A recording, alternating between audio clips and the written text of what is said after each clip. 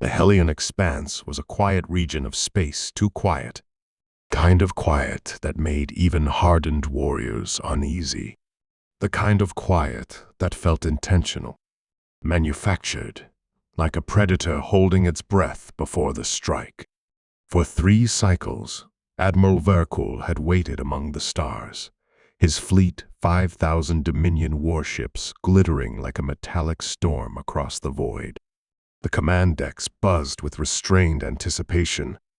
Officers sharpened their claws against console edges. Gun crews whispered wagers about how long the extermination would take once the order was given. Yet nothing happened. No resistance ships appeared. No distress beacons. No fleeing civilians. No desperate last stand. It was as if the rumored human survivors had simply evaporated. Verkul felt insulted by the silence. His empire had assembled the greatest armada in its history to wipe out the final spark of a dead species, and the spark refused to show itself. He paced across the command dais, his heavy armor clanking with each step. Tall holographic formations hovered over the bridge, showing clean sweeps of the moonfield below. Trees, ivy shattered, remains glittered like a field of broken glass. Remnants of the Empire's last bombardment there centuries ago. A tomb, a warning. Humans once called this region home. That alone had been reason enough to destroy it. Still nothing, Verkul asked, his voice deep and abrasive. Still nothing, Admiral, his sensor officer replied, snout twitching nervously. Scans remain clear. No heat signatures. No power emissions. Just debris. Then why does this sector feel like a trap?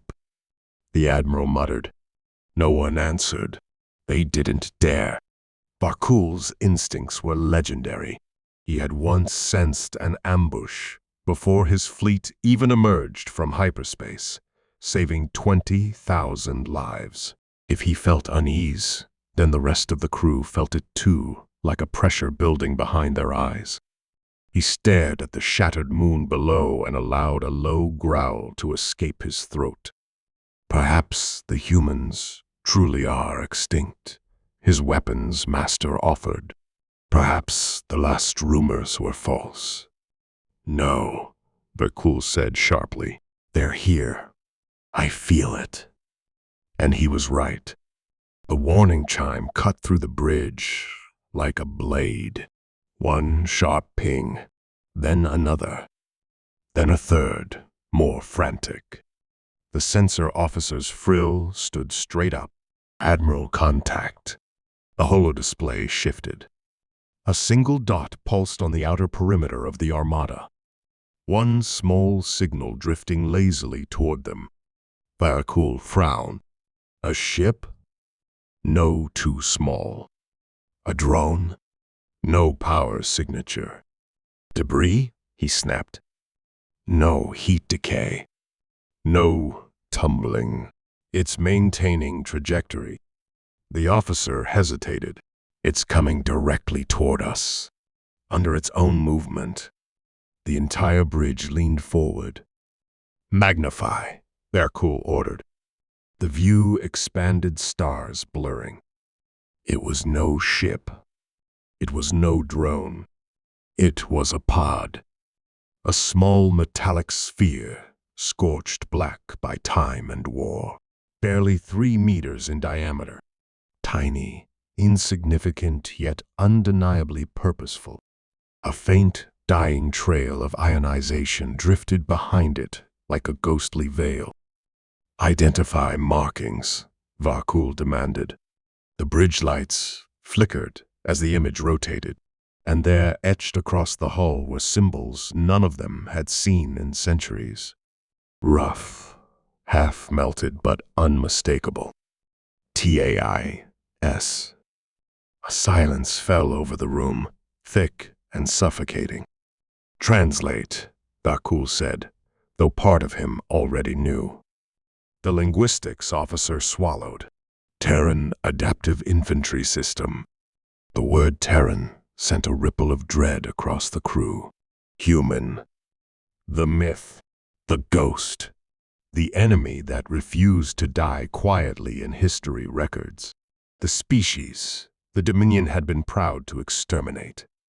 Impossible, someone whispered. Impossible. Yes. And yet, the pod crossed the first perimeter minefield.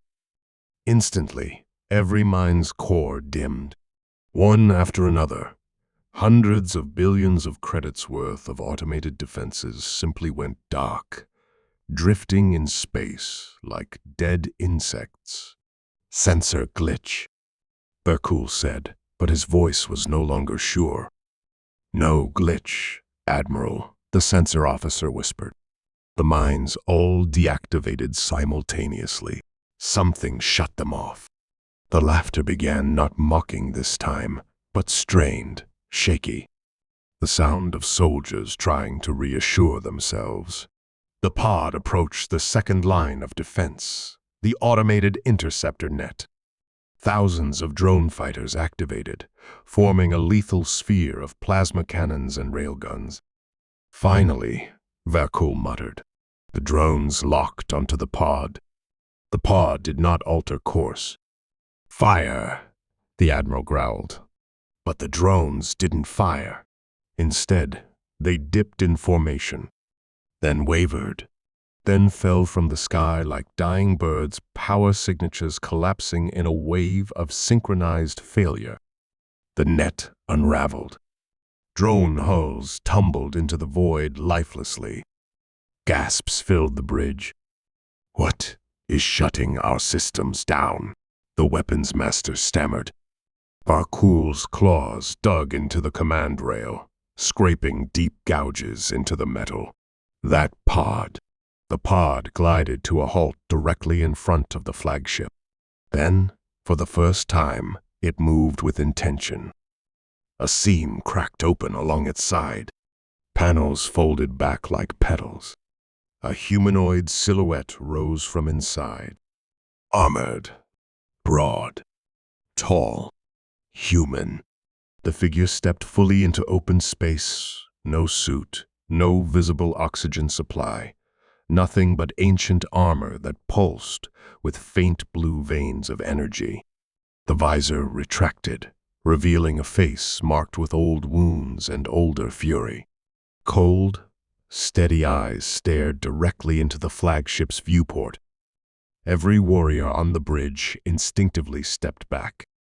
Admiral, the sensor officer stuttered, checking data that defied belief. No life support. No shielding, no implants, no flight systems.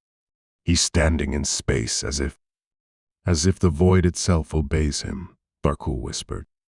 The human raised a hand, a simple gesture, and the entire fleet shuddered as if gripped by an invisible fist. The Admiral felt the vibrations through the deck like the heartbeat of a dying god. Reactor instability across the fleet, shouted an engineer. Systems failing. Core overrides engaged. No. Forced someone is rewriting our controls. Who? Verkul roared. The human's eyes glowed faintly, and every warship's internal lights dimmed. Darkness spread in ripples. One by one, reactor signatures winked out. One by one, ship icons went dead. One by one, the greatest armada in the galaxy became a graveyard. On the screen, the warrior floated, calm, centered, the eye of an impossible storm. Then the pressure hit the bridge, a wave of presence that wasn't physical but felt in every cell, every neuron, every bone. A voice that didn't use sound echoed through the Admiral's skull. You hunted us. Verkul staggered, clutching his head.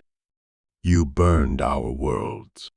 Officers collapsed to their knees. You thought extinction was victory. The human lowered his hand. The pressure intensified, but we did not die. The lights went out. Only the human's gaze remained, burning in the dark like twin suns. The bridge of the Dominion flagship, Vigilance Eternal, flickered with emergency luminescence as systems struggled to reboot. Auxiliary conduits sparked along the ceiling. Crew members fumbled in the half-light, wide-eyed and trembling as the aftershock of the psychic assault reverberated through their minds. Barkul steadied himself against the command rail, panting. His vision swam. His heart hammered. Whatever the human had done, it hadn't been physical. It had struck deeper, through thought, through memory, through the quiet places of the mind reserved for instinct and fear. Humans weren't supposed to have any such ability. "Status," he barked, forcing authority into his voice. The communications officer shook uncontrollably as she tried to access the flickering console. "And no fleet signals, Admiral. No life support telemetry. It's like every ship went into complete lockdown at the same instant." "Lockdown," Barkul snarled. "Impossible. Only the Admiralty can authorize full shutdown." The sensor officer managed to stand, gripping his station as if it were an anchor, keeping him from drifting into madness. "Admiral, the fleet cores have been overwritten." "Overwritten," Barkul repeated. "By what?" The officer's eyes darted to the viewport. The human floated calmly outside the ship, still as a statue, gaze fixed on them. "He did it, sir." The Admiral stared at the figure. "One human cannot override Dominion command protocols. He already has." Barkul's frill bristled. Rage and unease battled in his chest. "Get me weapons online," he ordered. We can't," the weapons master whispered, face tight with dread. "Every weapon system has been permanently fused. Internal diagnostics say the hardware has no function. Like the ship doesn't know what a weapon is anymore." The bridge fell silent. This was beyond sabotage, beyond hacking, beyond anything the Dominion had ever faced. "He's interfacing with us still," the sensor officer said, voice cracking. "Even now, I can feel it. It's like he's touching the ship's mind." Dominion ships didn't have minds. "Not like that." "Admiral," the engineer called from the lower deck. "You need to see this." Barkul descended the ramp, boots thudding heavily. The engineer displayed a small holo emitter showing reactor signatures from across the fleet. All flatlined. Not destroyed, simply disconnected, turned off like lamps. "What does it mean?" Barkul asked. The engineer swallowed hard. "Admiral, the cores didn't explode. They didn't fail. They didn't overload. Then what happened? They obeyed." Every crew member froze. The human outside the viewport lifted his hand again. Systems across the bridge flickered screens shifting to a strange blue-white script none of them recognized. It flowed like water, symbols reconfiguring themselves at impossible speeds. "Some kind of code," the communications officer whispered. "Organic? Changing? Alive?" The Admiral's throat tightened. He had heard rumors, ancient stories whispered by older species. Tales of humanity's final years before the Dominion wiped them from history. Stories that Dominion scholars dismissed as superstition. Not tales of their destruction, tales of their evolution. "You," Barkul growled, stepping toward the viewport until the human's image filled his vision. "What are you?" The human tilted his head slightly, as if listening to something only he could hear. He raised 2 fingers. The entire flagship shook violently. "Brace!" Barkul roared. Consoles blew out. Sparks rained from the ceiling. Bulkheads groaned under titanic pressure that wasn't physical, some kind of harmonic force vibrating through the ship's structure. "What is he doing now?" someone screamed. The sensor officer stared at his console in horror. "Admiral, he's syncing with our concatenated fleet memory system." "Impossible." "No, sir. He's accessing the shared databank from outside the ship. That's not even theoretically." The officer never finished his sentence. The holo-projectors blazed with sudden light, filling the bridge with cascading images, memories from the fleet's archive being forcibly played. And the human was broadcasting them directly into their minds.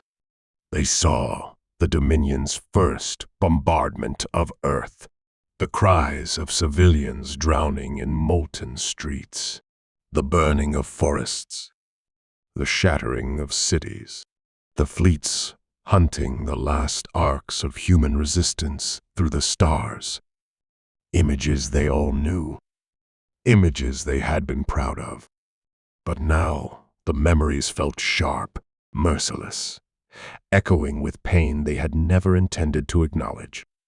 The bridge crew collapsed, clutching their skulls as the memories kept coming.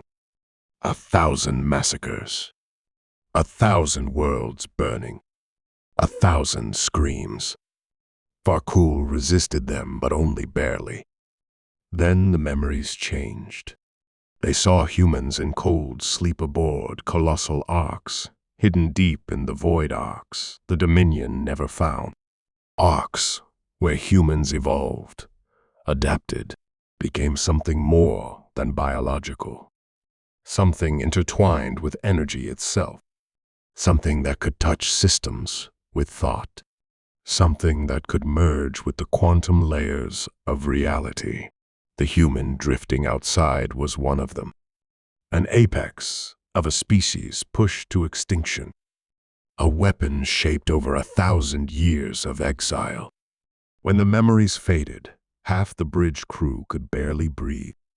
The humans stared silently through the viewport, eyes glowing faintly, as if evaluating whether they understood what they had just witnessed. Varkul steadied himself, trembling with fury and something far more dangerous fear. "You," he whispered, "you're not human." The warrior's gaze sharpened. "We evolved because of you." Varkul stepped back. He had led exterminations.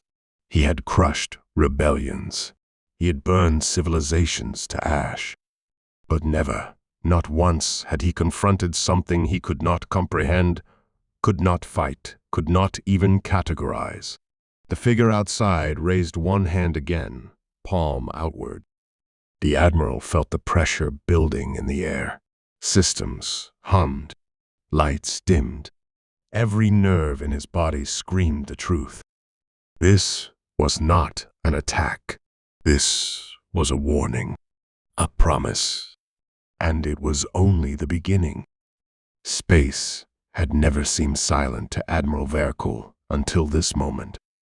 True silence, the kind that crushes the lungs, that curls against the skin like ice settled across the entire Dominion armada.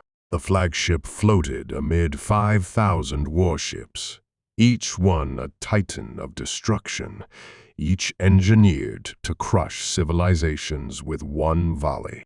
Now they drifted like tombstones, dead, hollow, powerless.